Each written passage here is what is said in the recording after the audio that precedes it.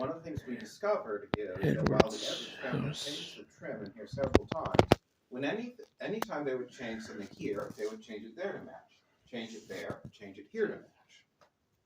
The prize find of that trim was this piece of original wallpaper we found hiding behind a radiator that we did not know was present. So we were then able to commission a firm in Britain, not only to reproduce the pattern, but to recreate the wallpaper using all of the period-appropriate materials and methods of manufacture, minus child labor.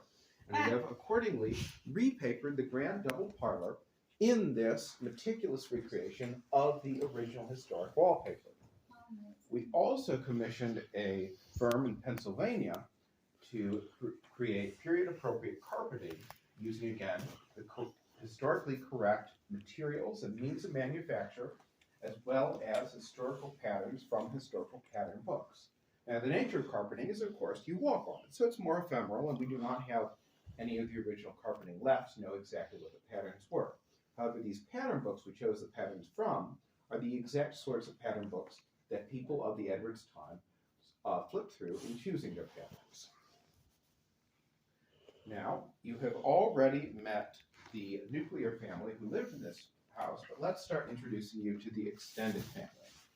This is Benjamin Edwards' father, Governor Ninian Edwards, who was governor of Illinois as a territory before it became a state, and later governor of Illinois as a state. You will notice, however, that unlike the George Healy portraits, this portrait is in a folk art style. Despite being the top man in the state, Governor Ninian Edwards could not find a classically trained... She sit on the step. Okay. Is that okay? Yes, thank you for asking. You okay, Mom? Yeah.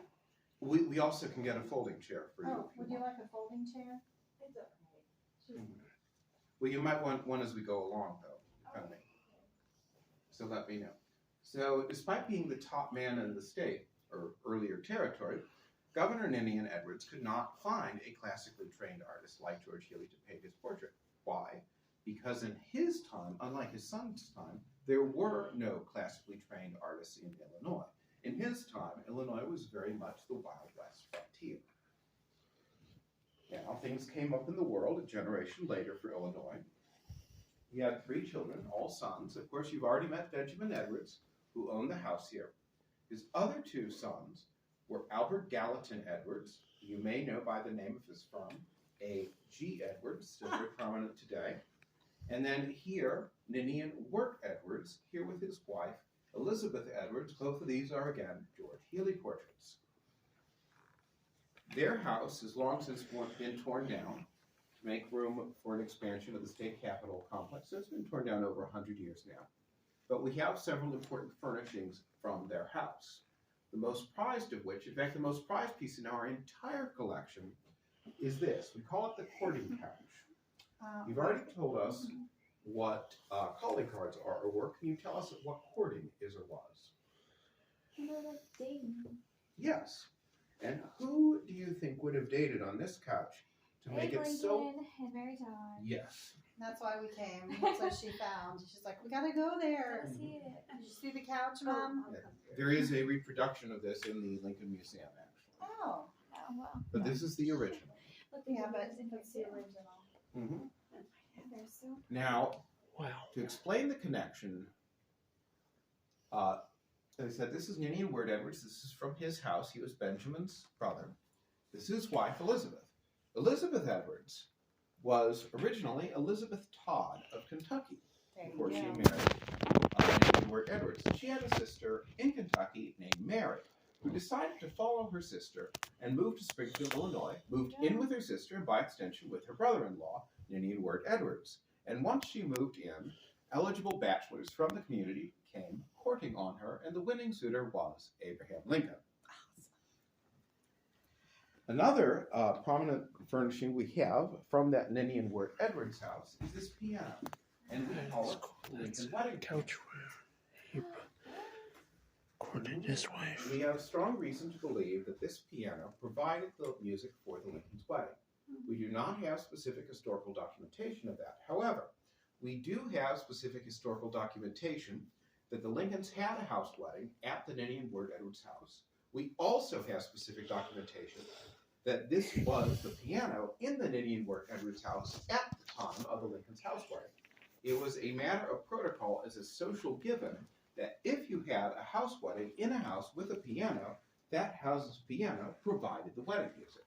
So even though it is a circumstantial case, it is as strong a circumstantial case as can be that this piano provided the wedding music for the Lincoln's wedding.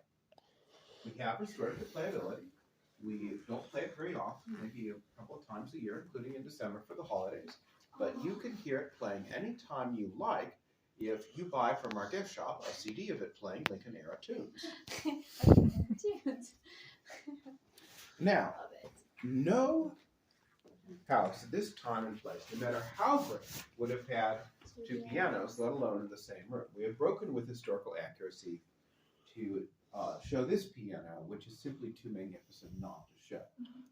So the donation, was originally purchased from an Illinois congressman. He bought it while serving in Congress out east. It is the product of Baltimore piano maker Joseph Hiskey from the 1840s in the American Empire style. Joseph Hiskey was originally an immigrant from Vienna, Austria. Have any of you seen one like it before? Mm-mm. No. I would Is be that fabric? I know. Yes. Wait till we're done.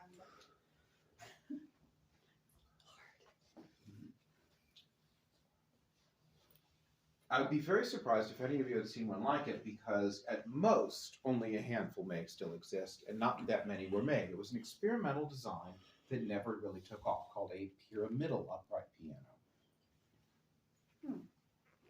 Now, as I said, it's in the American Empire style, after the Emperor Napoleon, who not only invaded most of Europe, he also invaded Egypt.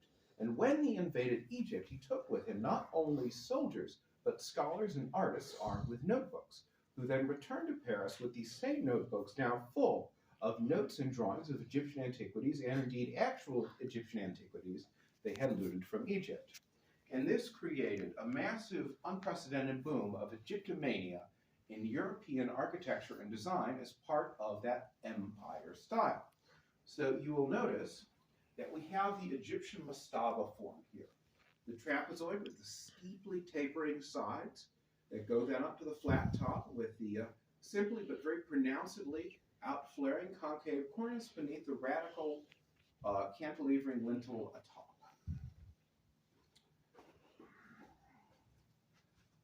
The mastaba form here, so like I said, it's called a pyramidal, but it's really more a mastaba form, but its proportions are in fact somewhat similar to later Nubian Meroitic pyramids to the south, albeit not at all the classical Giza pyramids in the north we're more familiar with. Meanwhile, these Egyptian forms of proportions freely mix and match with Greco-Roman motifs in the ornament. So, for example, we have the amphora with the wreath, the mythological procession. We have a lyre here, all in the